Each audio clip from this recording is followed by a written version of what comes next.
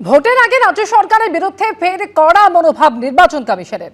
রাজ্যের 4 অফিসারের বিরুদ্ধে ব্যবস্থা নিতে হবে মুখ্য সচিবকে ডেকে স্পষ্ট বার্তা দিল নির্বাচন কমিশন এবং রীতিমতো ডেডলাইন বেঁধে দিয়ে ব্যবস্থা নেওয়ার নির্দেশ দেওয়া হয়েছে। আগামী 17 ফেব্রুয়ারির মধ্যে এই নিয়ে কমিশনকে রিপোর্টও দিতে হবে রাজ্যকে। আগেই আপনারা জানেন যে বারুইপুর এবং বয়নার 2 ইআরও এবং 2 এইআরওর বিরুদ্ধে এফআইআর দায়ের করতে হবে এই নির্দেশ দিয়েছিল নির্বাচন কমিশন এবং সেই নির্দেশ অমান্য করায় ডেকে পাঠানো হয় মুখ্য সচিবকে এবং মুখ্য সচিবকে ডেকে স্পষ্ট বার্তা দিয়েছে নির্বাচন কমিশন। বারুইপুর এবং বয়নার 2 ইআরও এবং 2 এইআরওর বিরুদ্ধে এফআইআর দায়েরের নির্দেশ দিয়েছিল কমিশন।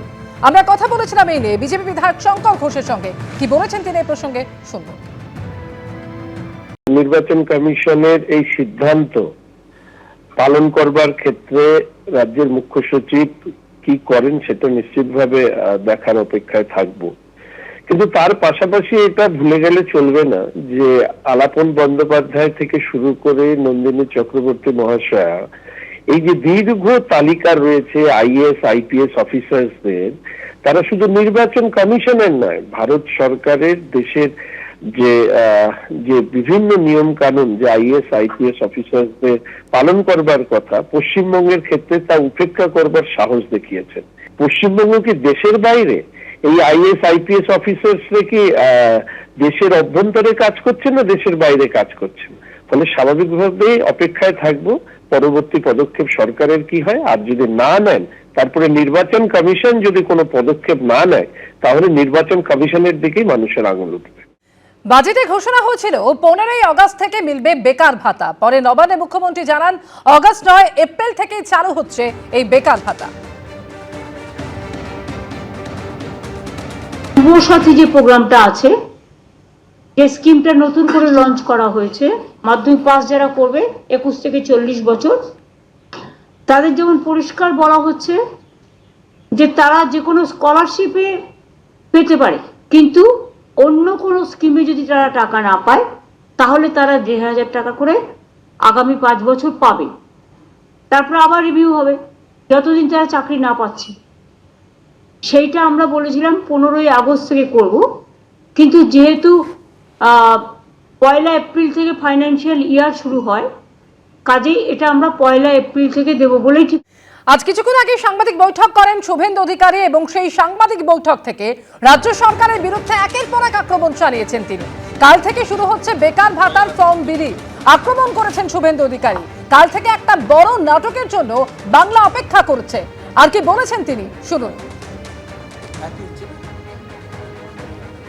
প্রথম প্রশ্ন আমি করি রাজ্য সরকারকে। 2013-র 17 লক্ষর আবেদনকারীর ভবিষ্যৎ কি হলো জানান আপনি জনগণকে। তার তালিকা প্রকাশ করুন, তাদের মধ্যে কতজন চাকরি পেয়েছে শ্বেতপত্র চাই। এক। দ্বিতীয় হচ্ছে, আজকের দিনে সব অনলাইন হয়ে যাওয়ার পরে, পোর্টাল হয়ে যাওয়ার পরে, উচ্চ মাধ্যমিক পরীক্ষা চলাকালীন কেন লক্ষ লক্ষ যুবককে কালকে থেকে আপনাকে রাস্তায় নামাতে হবে? আপনি কেন অনলাইন পোর্টালের মাধ্যমে আবেদন গ্রহণ করছেন না? এটা আপনার পুরনো চাল। 21 সালে নির্বাচনের আগে যে দুয়ারে সরকারের স্টাইল ছিল, সেই দুয়ারে সরকারকে পরে কয়েক মাস আগে আমার পাড়া আমার সমাধানে যে নাটক ড্রামাবাজি করেছেন, আইপ্যাকের বুদ্ধিতে চিটিংবাজ প্রতীক জৈন এবং তার কোম্পানি, যারা টেন্টেড হিসাবে অভিযুক্ত ইতিমধ্যে, তাদের ব্যবস্থাপনায় যে ড্রামাবাজি করেছেন, ঠিক আগামী কাল থেকে এই ড্রামাটা আপনি করতে চলেছেন বেকার যুবক যুবতীদের সঙ্গে। ভাঁওতাবাজ মুখ্যমন্ত্রীর এই ফর্মটাও ফিল আপ করুন, আমাদের কোনো আপত্তি নেই, কারণ এরা দিতে পারবে না, চাকরি বিজেপি দেবে। আমরা জানি এপ্রিল মাসে আপনারা আমাদের আনবেন। তৃণমূলের সোশ্যাল মিডিয়া সেলের ইনচার্জ দেবাংশু ভট্টাচার্য টেলিফোন এই মুহূর্তে রয়েছেন আমাদের সঙ্গে।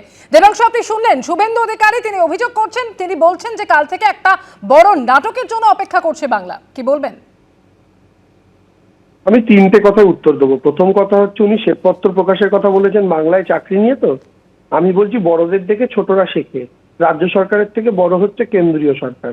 নরেন্দ্র মোদী বছরে 2 কোটি চাকরি দেবেন বলেছিলেন, তো বর্তমানে তার সরকার 12 বছর অতিক্রম করেছে, 12 দুগুণে 24 কোটি চাকরি হয়। তারা 24 কোটি নয় 20 কোটি চাকরির হিসাব দিয়ে দিক, তারপরে ছোট হিসাবে আমরা সেটা ফলো করে দিয়ে দেবো। 2 নম্বর কথা, তার বক্তব্য আজকের দিনে অনলাইন হয়ে যাওয়ার পরও কেন ফিজিক্যাল ক্যাম্প করতে হচ্ছে। শুভেন্দু অধিকারী কি বিজেপি দল করেন নাকি লালু প্রসাদের রাজনীতি করেন আমি জানি না। তিনি মনে হয় জানেন না যে তার দল একটা কর্মসূচি নিয়েছে যেখানে রাস্তায় রাস্তায় ক্যাম্প করে বাক্য করে সাধারণ মানুষের মতামত নেওয়া হচ্ছে ইশতেহার তৈরির জন্য। তাহলে ওটাও তো বিজেপি অনলাইনে করতে পারতো। এই মাধ্যমিক উচ্চ মাধ্যমিকের সময় স্কুল কলেজের বাইরে ফিজিক্যাল ক্যাম্প লাগাচ্ছে কেন? বিজেপি যে কারণে ফিজিক্যাল ক্যাম্প লাগাচ্ছে আমরা ওই কারণে লাগাচ্ছি। বিজেপি যে কারণে অনলাইন করতে পারেনি আমরা ওই কারণে অনলাইন করিনি। আর বাকি রইল 3 নম্বর বক্তব্য, সেটা হচ্ছে যে এই মাধ্যমিক উচ্চ মাধ্যমিকের সময় ইত্যাদি। তা মাধ্যমিক উচ্চ মাধ্যমিকের সাথে ক্যাম্প লাগানোর কি সম্পর্ক? মাধ্যমিক উচ্চ মাধ্যমিকের সময় ক্যাম্পিং করা যায়, মাইকিং করা যায় না। তো মাইকিং করার সাথে কোনো সম্পর্ক নেই, মাইকিং হচ্ছে না। শুভেন্দুবাবু যদি উচ্চ মাধ্যমিকের সময় প্রেস কনফারেন্স করতে পারেন একটা ঘরের মধ্যে বসে, তো সেরকমই একটা ক্যাম্প করে 4টে মানুষ গিয়ে লাইন দিয়ে ফর্ম ফিল আপ করবেন, তাতে অসুবিধাটা কোথায়?